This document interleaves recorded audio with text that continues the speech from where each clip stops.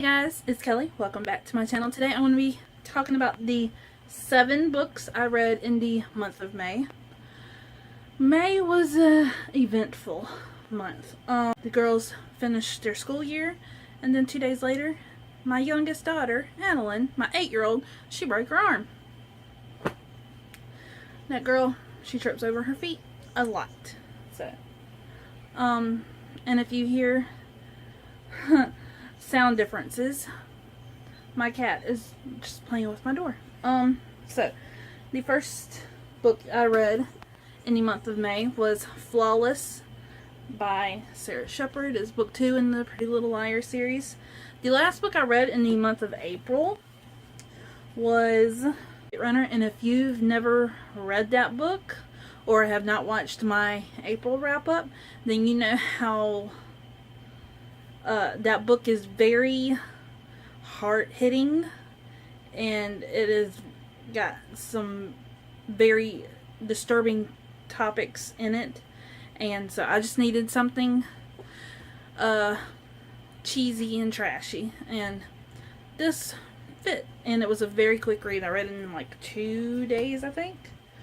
But yeah, I ended up giving this a 3-star because it did get a little better than the first one. It was a little more thrilling. I can speak. But we follow Spencer, Aria, Emily, and Hannah. They all have their own little thing going on. Spencer is spending time with the boyfriend that she stole from her sister. Aria, she's a little hoe. She is brokenhearted that her English teacher has not reciprocated the feelings, but then she automatically starts falling for this guy who is bad. Emily, she likes a girl, but she doesn't want to come out. And Hannah, she's making herself sick. She has an eating disorder, and so it was just a trashy read. It was better than the first one, but not great. I will pick these up when I need a trashy novel to read after a hard-hitting book like The Kite Runner. But I have not watched the show, but I know who A is because I was spoiled, and I have watched a Sarah Shepard show before, The Lion Game, and I really enjoyed it. It was about the twins, but then I moved into this house and then we stopped watching it. So yeah, I don't know if I'm going to watch the show. I don't know if I'll ever watch the show. Maybe when my kids become teenagers and they want to watch it, then maybe I'll watch it then, but right now I'll just stick to the books. Second book that I finished in the month of May, it was a read aloud to my kids, and it was a very disappointing, painful reading experience. That is Time Sight by Lynn Jonell, I don't know.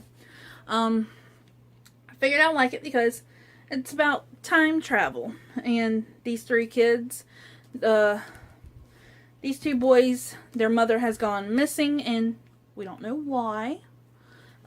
So their dad have to go look for her and save her. Okay. And so they get whisked away to Ireland or Scotland. I think it's Scotland. And they go and stay with their cousin, who's just a bad fucking influence. I hated the cousin. And when they're in the airport, they pick up this book. It's like one of those things where you have to unfocus your eyes to see the patterns and find the stuff.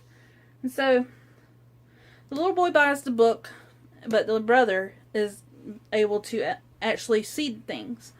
And so they get to their cousin's house, and their aunt or their cousin, I don't know, are curators at this castle that is in their family name.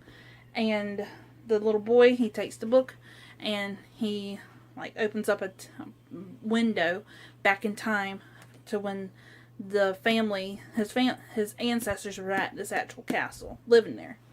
And then little brother goes in, gets lost. Then the dog runs in, and the whole time this boy who's able to open up the windows, he's like saying, no, I don't want to open it no more. And then this little brat right here, she's just peer pressuring him like, open it up, let's go back in time and fix things. These chapters were too long, and I was just getting so freaking irritated. As a mother, no. But I ended up giving this a 2 out of 5 stars. I hated it. Also, the chapters were very repetitive. After they'd close one time window, this little girl, open up another one. It'd be the same damn thing, but with different people during different times. And it was just... and, yeah. After the time window would be open, she would throw a fit like, why is it open? Why is it like this? And why can't you do it that way? Ugh. She wanted her cake and eat it too. But it just messed things up. The third book is the reason that I've only read 7 books this month. It took the longest. I took 2 weeks to read it. And it was the biggest book. And my hand is hurting right now. I'm just holding it. And it was my favorite read. One of my favorite reads of the month. I gotta reword that. And that is A Storm of Swords by George R. R. Martin. This one is my favorite in the Song of Ice and Fire series so far. I'm going to be reading book 4 in July. I cannot wait. Even though I've already skimmed through some of the chapter headings and it's not like this. I think it's just characters, like back characters telling their story and adding more. I think people have said that book 4 and book 5 are basically the same thing. And then I found this thing, Boiled Leather, that website, with the red background that'll kill your eyes. I think this person put read chapter 1 of book 4 and then read chapter 1 of book 5, alternating chapters, but that's no longer on there. So I don't know if you've read book 4 and 5 of A Song of Ice and Fire. Let me know how to read it, or the preferred reading order. And yeah, so yeah, this one was my favorite. Rob, I almost cried. I have not watched season 2 or 3 yet, and I have them. So if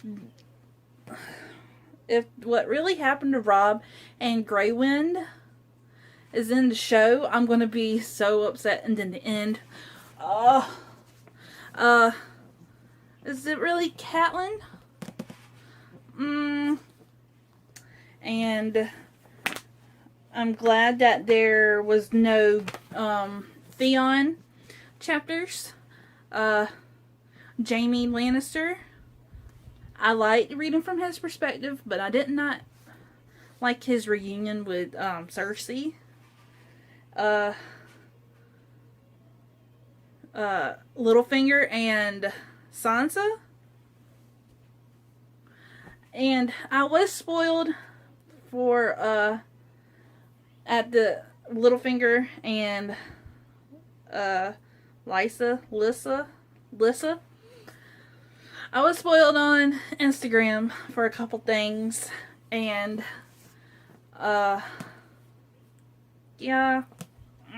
this is my favorite. I cannot wait to get to season 3. I hope that they still followed the source material for the show for season 3. Also reading Daenerys's route through the cities, and for every child that she saw hanging, that she hung one of the citizens that didn't kneel to her. And Ser Jorah, oh, did we know that was going to happen? Maybe. Jon Snow. Him telling Ghost goodbye broke me. And Sam finding his brothers. Oh, I wish John would have seen that. And yeah. And I also was spoiled for what happens to John by reading the synopsis of the 4th book on Amazon. I think people should not put synopsises for books in a series besides the first one. I don't even read synopsis. I don't like synopsis. I think that people should just give like words to like sum up the synopsis, like rival and contenders, plots, 3, exiled, sorceress, you know? Just put words, like a list of words. If I ever become a writer, I'm not going to write a synopsis. I'm going to put words to summarize the synopsis. So, yeah. I've been talking about this book for 5 minutes, so, yes. Storm of Swords. My favorite so far in the Game of Thrones Song of Ice and Fire series. I got 4 more books to talk about, so let's get to it. The 4th book that I read was one that I was supposed to read last year for a blog tour and ended up doing a spotlight tour, and that is Scars Like Wings by Erin Stewart. I think this is a debut novel. It's about a girl. She is the sole survivor of a house fire. Her mom, dad, and her cousin, who was spending the night at her house, they're all dead due to a house fire. She believes that her father threw her out of the bedroom window and she was on fire, and the neighbor saves her and keeps her alive until the ambulance gets here. And so she's got 3rd-degree burns all over her body. She lost her thumb and she had to have her big toe removed to replace her thumb. She has no ears. She only has ear holes. She has no hair. She has permanent skin damage, and she's had over 30 or an infinite number of surgeries of skin grafts because some of the skin grafts didn't take. She's had skin removed from her back to put on her face, and yeah, so she is living with her aunt and uncle of the cousin who died. Her cousin's name was Sarah, and the main character's name is Ava. She is living with her aunt and uncle. Her uncle is her mom's brother, and her uncle looks exactly like her mom. And so she is seeing her mom every time she looks at her uncle. And she's being reintroduced to society. She is getting forced to go back to school because the doctors are worrying about her mental health now, and she is not social. She doesn't talk to anybody besides the doctors at the burn ward and her aunt and uncle. And so her aunt is just buying her all of these stuff and reading all of these magazine articles, trying to get her to be social again. And so she goes to this new school because she can't go to the old one. She doesn't want to go to the old one. She doesn't want to see her old friends. She doesn't want to see the boyfriend that she dumped, because why would the boyfriend want to be with her looking like that? That's what she thinks. And she gets that. She figures that out when she goes back onto her Facebook account that she hasn't looked at since the fire, over a year, and she sees a picture of her ex with a new girl on his arm. So, but she goes to a new school, and she has this burn group session, and she meets a girl that also goes to that new school of hers, and she's in a wheelchair, and she's also burned. Obviously, she goes to the same group, and they become friends. And the girl just helps her come out of her shell, while Ava also helps the girl in the wheelchair come out of her shell. And there's a lot of talk about theater. She loved to be in theater. She loved to sing, and she thinks that the smoke inhalation ruined her voice, and that was another thing that the fire took from her. And so, yeah, it's made me want to cry a couple times. And it also had the cringy high school attitude, like, oh, this is my friend, this is my friend, this is my friend, you can't have her, you can't talk to this person because I will get mad at you. That. And also she gets friend zoned by a guy who doesn't care what she looks like, and she likes him and thinks that he wants to be with her, but when she gets friend zoned, it just messes with her mental health. And it's just, I loved it. I give this a 4 out of 5 stars. So if you haven't read this, read it. Okay, next book, my favorite. I've already gave it a 5 out of 5. I figured I was going to give it a 5 out of 5. I loved it. And to everybody who didn't like it, I don't care. To each their own. I fucking loved it. The first page had me like this. So this is a prequel to The Hunger Games. It follows President Snow when he was in university, when he was 18, 17, 18? I think he was 17. And we are in the 10th Hunger Games, and they are not popular whatsoever. The Capitol citizens don't even watch it. They are not even interested. The districts don't even watch it because they don't have the power to watch it. They don't have that law mandating them to watch it.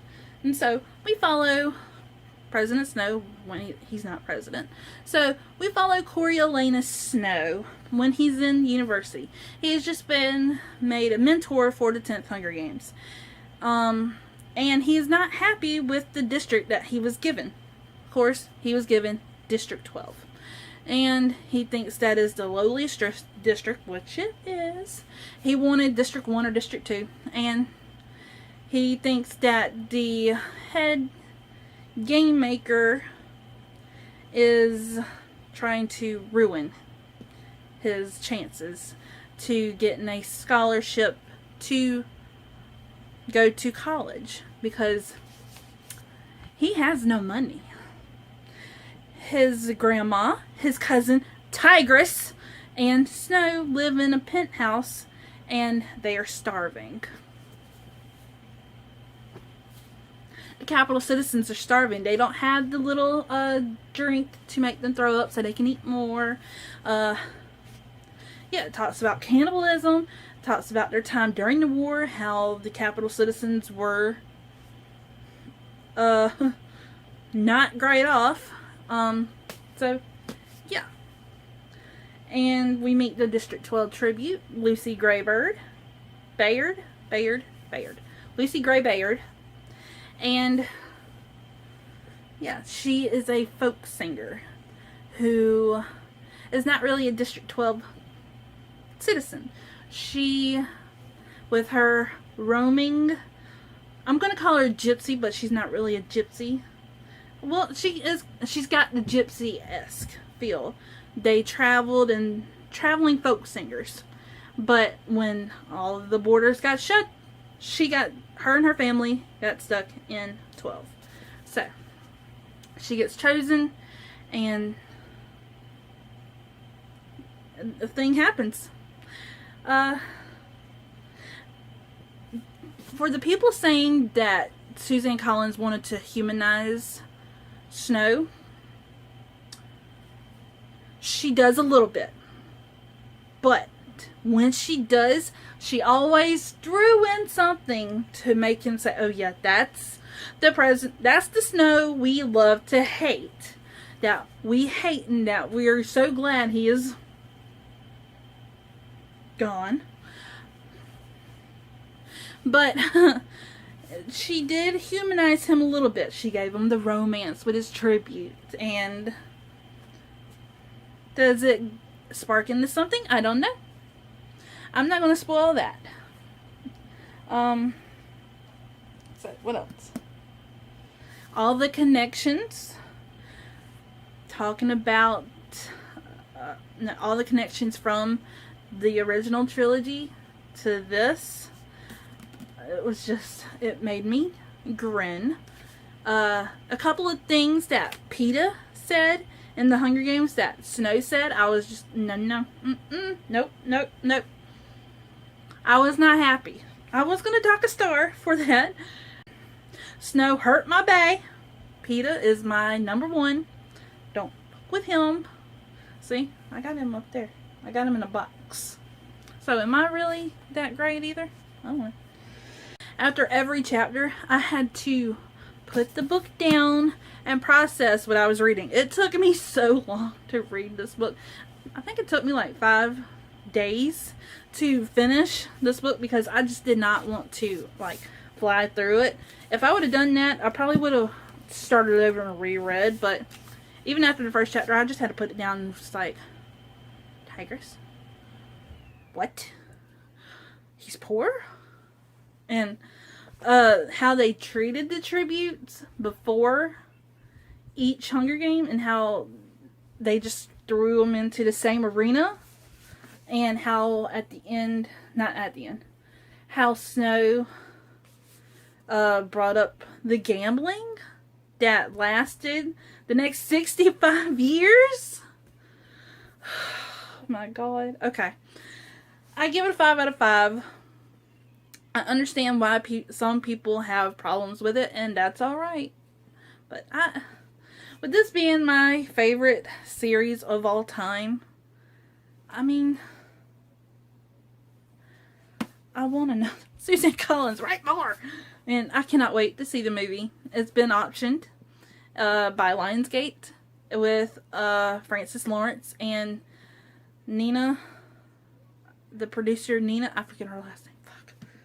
But yeah, they're signed on to work on it, and I cannot wait. Even though I was hoping to see Mags. Mags is in the 11th. So hopefully Suzanne Collins will hear the fans' cries and pleas and write Mags' story. And then time travel to the 50th Hunger Games and write about Haymitch. Because I want this world to just never end. I don't want to live in it. That's just horrible. But yeah. Don't exactly make it a year after year thing like or 11th Hunger Games, 12th Hunger Games. Make it the 11th Hunger Games and then fast forward to the 50th Hunger Games. Or write about the 25th Hunger Games to Quarter Quell and then write about the 50th under Snow. Or write about the time when he becomes president like he dreams of.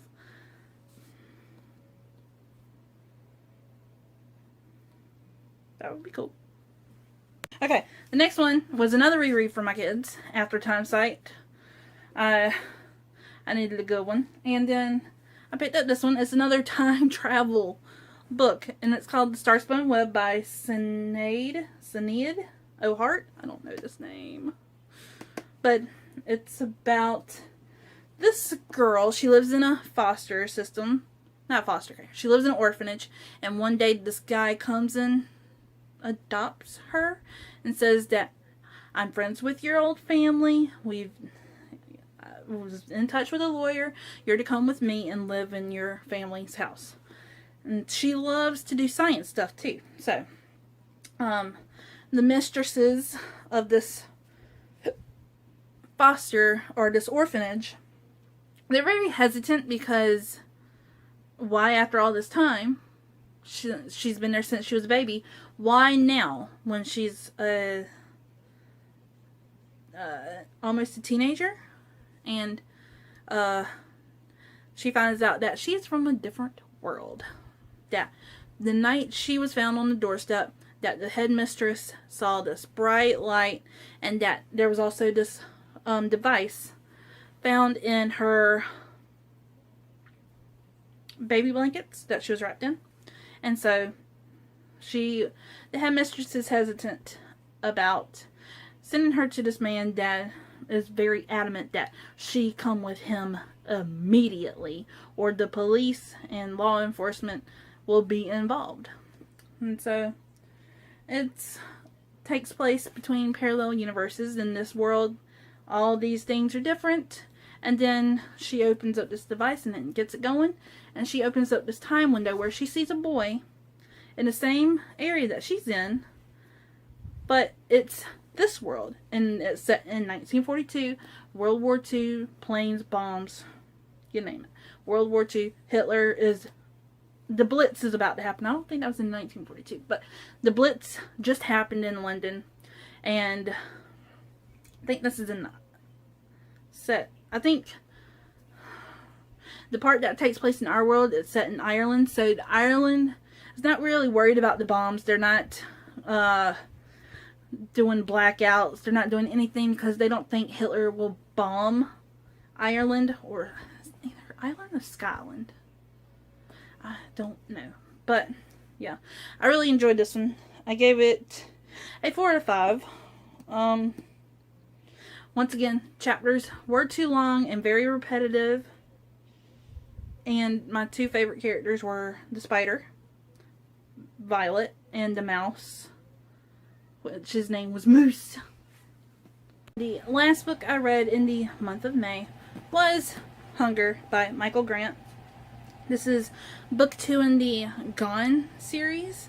It's about this group, or this town, that is basically under a bubble. It's a YA version of Stephen King's Under the Dome. I have been adamant that Gone is a teen, watered down version of Under the Dome by Stephen King. Did not like it, and I made the decision that if I didn't like this one, that I was just not going to read no more of the series. I ended up giving this a 3, and it was so much better. It wasn't all about the dome necessarily. It's more about the food situation and the nuclear power plant. I read the first book, Gone, back in January of 2019. And then reading this in May 2020, I completely forgot all of the characters. I had to go and skim the first book because I couldn't find my review. I had to go back and see who Sam was, the main character, and because I did not remember. I remember clearly that he phased out because he turned 15. That's another, if you've never heard of the Gone series, it's about this bubble that goes over to town, and everyone ages 15 and up, they disappear. Kids 14 and all the way down to newborns, they're stuck in this town. Can't get out, can't leave. And yeah, so I thought Sam phased out. I had to go back and read that. No, he decided not to phase out. So, and his counterpart, his rival Kane, it's more into the Coates Academy kids. And yeah, so when I started this one, I could not remember who anybody was. I was confused. I was like, who's that? Who's that? I was not enjoying myself. But I wanted to push through, and I wanted to see if it got better. Like so many people have told me that it does. I ended up flying through it. I really enjoyed it. And yeah, the action was spot on. I loved the scenes at the nuclear power plant. I loved the part about the cave and the darkness and the coyotes. Yes, so I ended up giving this one a 3 out of 5, and I will be continuing the series. Say hi. Come say hi. Say hi. Hello. I'm almost done. Alright, these are for work? No. For us? Oh, when we go on Friday. Bought those. Huh? Bought those. How much? $6.99. For 5? And they're disposable, single use. Yeah. Mm. We need to wash. Do I need to wash clothes tonight?